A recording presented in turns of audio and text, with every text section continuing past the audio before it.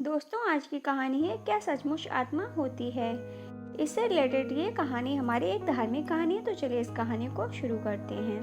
प्रातःकाल का समय था। गुरुकुल में हर दिन की भांति गुरुजी अपने शिष्यों को शिक्षा दे रहे थे। आज का विषय था आत्मा। आत्मा के बारे में बताते हुए गुरुजी ने गीता का यह श्लोक बोला, नैनम छिन्दन्ति शास्त्राणि नैनम दहति पावका न चैनम क्लेदयन्त्यापो न शोष्यति मारुतः। अर्थात आत्मा को न शस्त्र छेद सकते हैं, न अग्नि जला सकती है, न जल उसे गला सकता है और न हवा उसे सुखा सकती है। इस आत्मा का कभी भी विनाश नहीं हो सकता है, यह अविनाशी है। यह सुनकर एक शिष्य को जिज्ञासा हुई। वह बोला, किंतु गुरुवर, यह कैसे संभव है?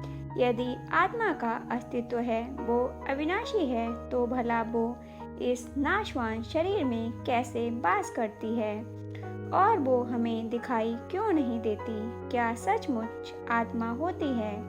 गुरुजी मुस्कुराए और बोले, पुत्र, आज तुम रसोई घर से एक कटोरा दूध ले लेना और उसे सुरक्षित अपने कमरे में रख देना और कल इसी समय वह कटोरा लेकर यहाँ उपस्थित हो जाना।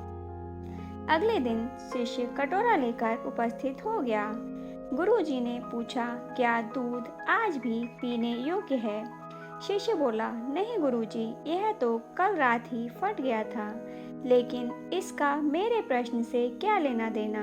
गुरुजी शिष्य की बात काटते हुए बोले, आज भी तुम रसोई में जाना और एक कटोरा दही ले लेना और कल इसी समय कटोरा लेकर यहाँ उपस्थित हो जाना।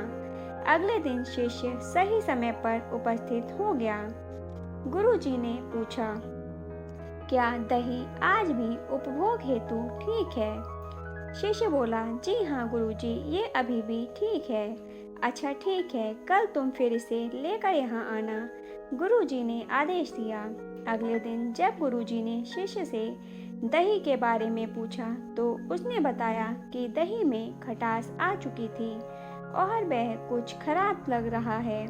इस पर गुरुजी ने कटोरा एक तरफ रखते हुए कहा, कोई बात नहीं, आज तुम रसोई से एक कटोरा घी लेकर जाना और उसे तब लेकर आना जब वो खराब हो जाए। दिन बीतते गए पर घी खराब नहीं हुआ और शिष्य रोज खाली हाथ ही गुरु के समक्ष उपस्थित होता रहा। फिर एक दिन शिष्य से रहा नहीं गया और उसने पूछ ही लिया, गुरुवर, मैंने बहुत दिनों पहले आपसे प्रश्न किया था कि यदि आत्मा का अस्तित्व है, वो अविनाशी है, तो भला वो इस नाशवान शरीर में कैसे वास करती है और वह हमें दिखाई क्यों नहीं देती? क्या सचमुच आत्मा होती है? पर उसका उत्तर देने की बजाय आपने मुझे दूध दही घी में उलझा दिया। क्या आपके पास इसका कोई उत्तर नहीं है? इस बार गुरुजी गंभीर होते हुए बोले, बस मैं ये सब तुम्हारे प्रश्न का उत्तर देने के लिए ही तो कर रहा था। देखो, दूध दही और घी सब दूध का ही हिस्सा हैं, लेकिन दूध एक दिन में खराब हो जाता है, दही 2-3 दिनों में, लेकिन शुद्ध घी कभी खराब नहीं होता।